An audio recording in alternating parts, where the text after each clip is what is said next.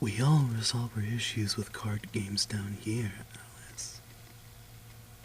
I'm so sorry. Hello, ladies and gentlemen, dudes and dudettes. Welcome to another video of Make It Happen Konami. And today I'd like to take us all inside Duel Academy and go over a doll in a glass case, but a significantly less terrifying one. In episode 8 of the series, when Jaden and friends return to the academy, my boy Greba sensed some shit going on in the Slifer Red dorm and found the place tidied up. Moments after they question on who could do something as so evil as to do common house chores, the culprit Alice appears, a gothic lolly maid whom Tyranno Hasselberry became disturbingly infatuated with on first sight. You see this Master Players, this is the guy that inspired your remake structure deck. The Smarty Pants, Bastian Masawa, claims to have seen her somewhere before, and in a scene cut out from the episode preview in the Japanese version, he researches the doll only to be kidnapped that night, with Hasselberry shortly after. Wink Karibo alerts Jaden of this, and he goes out to search for them. First to find Bastian unconscious in the woods, wakes his ass up, and finds Hasselberry going to be used as like a puppet to challenge other duelists. Because why not? Doll Jesus admits to posing as a transfer student to seek out victims and plunge them into darkness with card games. Because why not?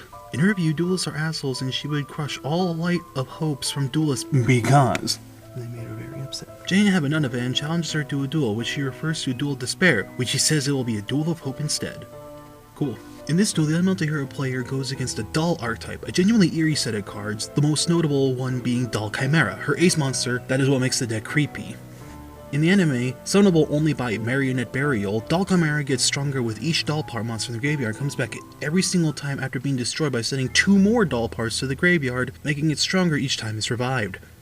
However, Jaden's upbeat personality spreads to Alice, and her attitude starts taking a liking to actually playing the game. Jaden overcomes the monster by forcing out all possible doll parts in her deck, and after the chill pill that is Jaden finally starts taking effect, Alice stops being evil and reveals that she is actually a doll spirit. Of course, Jaden wins, Alice goes back to being a regular doll, and Hasselberry is heartbroken with his unsupportive friends judging his fetish. One interesting thing to note is that Doll Chimera was used by an Obelisk Blue student whose salt level was max and he ripped the card in half. In the dub, it is said that the negative energy caused her spirit to be filled with darkness, but in the Japanese version it is said that the card's anger and sadness seeped into her, implying that she was possessed by the Doll Chimera rather than being corrupted by the hissy fit of the duelist in question. That being the brief background, overall Alice was nothing more than a filler villain that was a one-time inconvenience for Jane and the gang. However, the deck's playstyle is actually a neat concept. I am more surprised Konami never went about making these cards than upset. Since we've had legendary collections and nostalgia drops up the wazoo, I like to have some shred of hope for it, but it is quite doubtable since Alice's presence wasn't that strong in the show, being a filler villain which affects this chance greatly.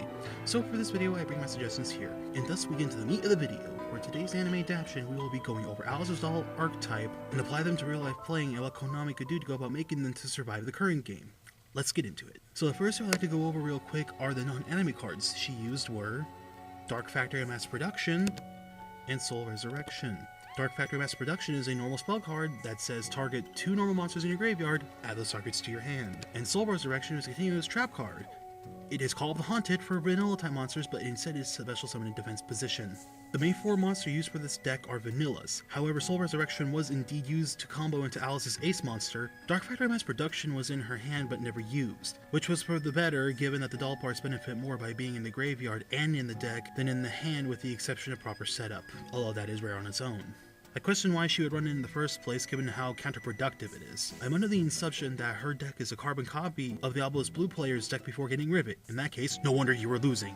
I would first like to go over Alice the Wandering Doll. A dark attribute, level 3 spellcaster monster with 300 attack, 1000 defense, and it cannot be destroyed by battle. You can special summon this card from your hand to your opponent's side of the field in face-up attack position. While this card is face-up on the field, when this monster attacks or is attacked, inflict 1000 damage to his current controller, then change control of this card. This effect of Alice the Wandering Doll can only be activated once per turn. So this was the first monster Alice summoned. Alice. Okay.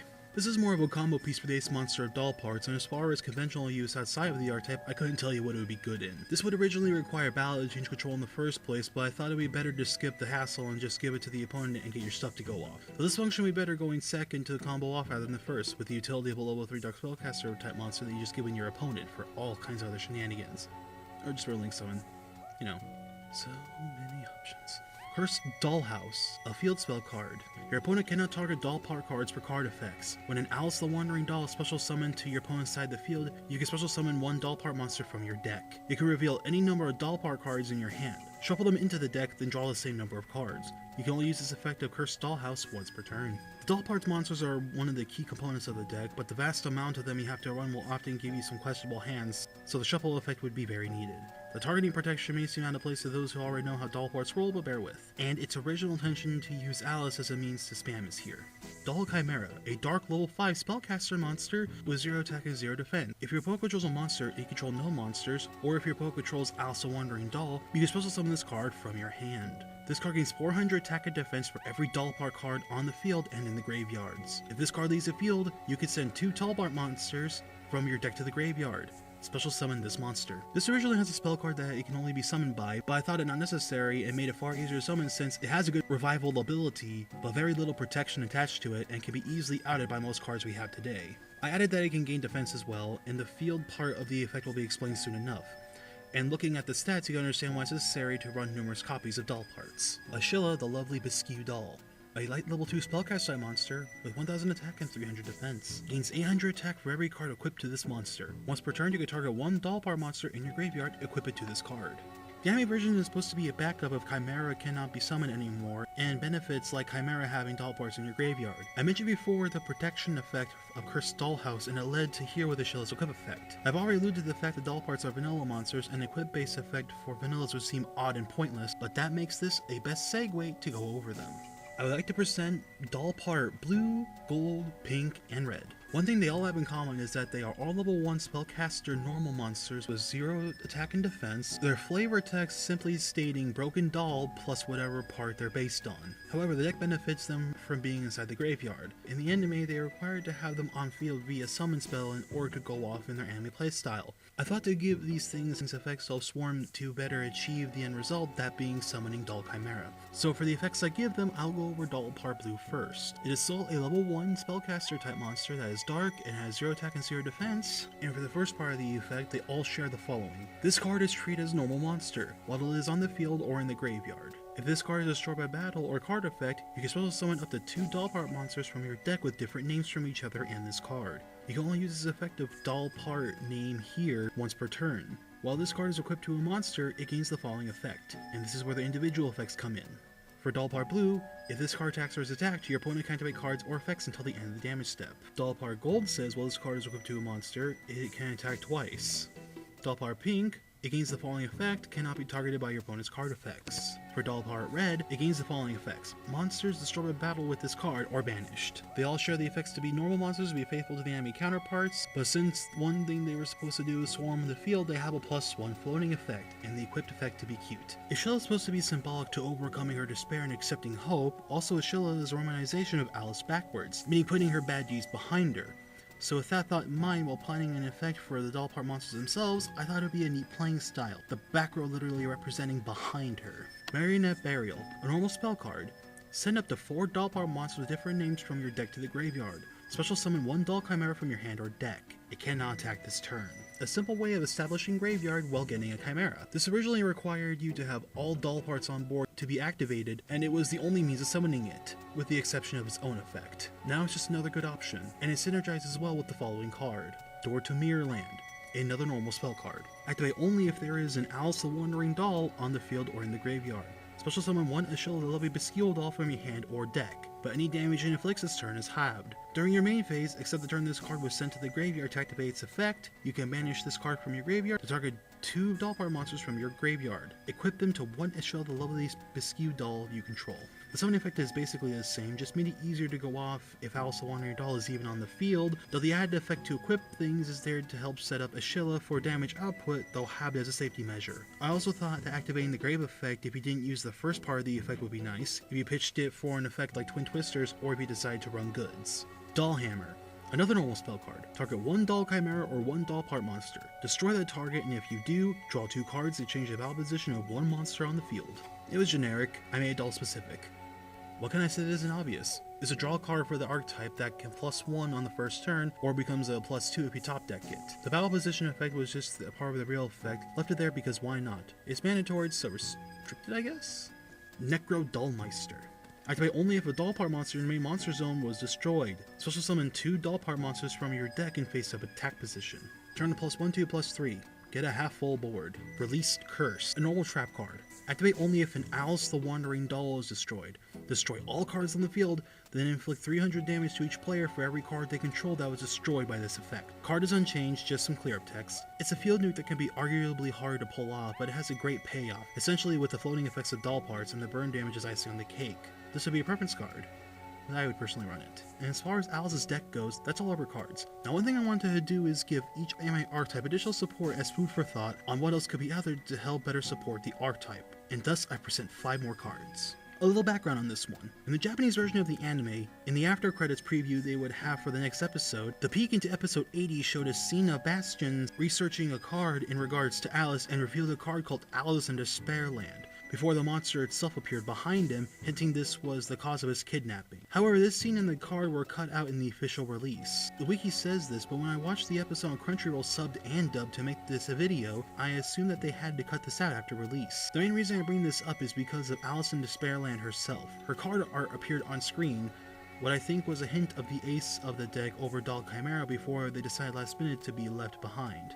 Now I thought this was an interesting blank to fill. This card's information is totally blank besides name, and that it was to have an effect given the card's color scheme. At first I thought it was a level 1 monster before taking a closer look and saw that, like the attribute, it contained a question mark. So, working with this, I'd suggest this version. Alice in Despairland, a level 8 dark spellcaster type monster with 2500 attack and 2000 defense. Cannot be normal summoned or set. Cannot be special summoned except by attributing up to 3 doll cards you control, and cannot be special summoned by other ways. Once per turn, during a player's turn, you can destroy 1 doll card on the field and target cards on the field up to the number of cards attributed to summon this monster. Destroy those targets. If this card is destroyed, by battle or by card effect, you can shuffle any number of doll parts from your graveyard into the deck, and if that number is 5 or more, add this card to your hand. I kept the spellcaster going with that motif. One thing I think that this deck would have a problem with is after thinning through your doll parts, and though it is one of the main deck's purposes, running out could leave certain cards dead in the water. And notably, Exodius can do the same job as this. I add additional effects to choose between the two, to either have a potential beater next to Doll Chimera and a Sheila, or you can have 3 board pops equal to that number of cards distributed.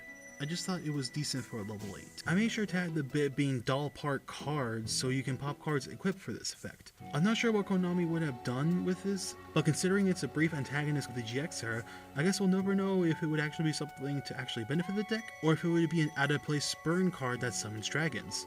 Doll part black. Same stats and effect as all the other doll part monsters, with the equipped effect being this monster can attack directly, but any damage this monster inflicts is halved. And I could not find a good picture for an anime creepy dress. I thought that if I would make the doll parts an equipping engine, that would be nice to have additional card that helps the focus of what the equips do as a whole. Also, since the Chimera gets larger in show with additional pieces engraved, as a symbolism to it getting bigger with its stats, maybe some clothing would be nice. The total attack of a Shella with this becomes 5000.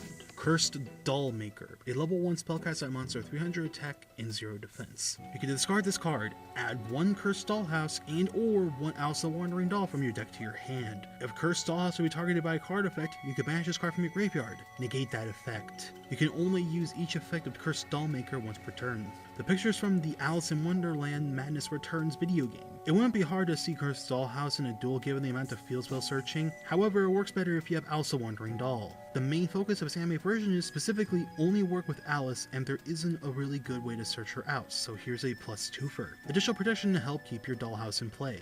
Doll Rotation, a continuous spell card. Once per turn, you can send 1 doll part monster from your deck to the graveyard. Add 1 doll part monster from your deck to your hand with a different name from the sent monster. You can only control 1 doll rotation. Picture from another anime. Not a different anime altogether, but the title is Another. Just a way to search doll parts if need be while establishing grave. Build grave for a Sheila as well. And lastly, Gift of the Cursed Doll Maker, another continuous spell card with the following effect. Tribute Cursed Dollhouse and 1 Alice the Wandering Doll. Place this card in your opponent's unoccupied spell and trap card zone, along with 1 doll part monster in your graveyard. During each of your standby phases, target 1 doll part monster from your opponent's graveyard. Place it in one of your spell and trap card zones. If there is a card in an unoccupied zone that is not a doll part monster, send it to the graveyard and replace it with a targeted doll part monster. Turns doll parts into a disruption tech. Doll parts, as mentioned before, is the main focus of making it doll function, so I thought this would be cute. Quality anime artwork. And there you have it. Would you play these cards? If these were Konami's changes to these cards, what decks would you try them in? Is there anything that you think is too much and or too little? Leave a comment, tell me what you think. If you liked the video, please like and subscribe, because I plan to do more of these in the near future. Ladies and gentlemen, dudes and dudettes, this was your boy Beta, and I wish you all a good whatever time it is. Thank you, and see you in the next one.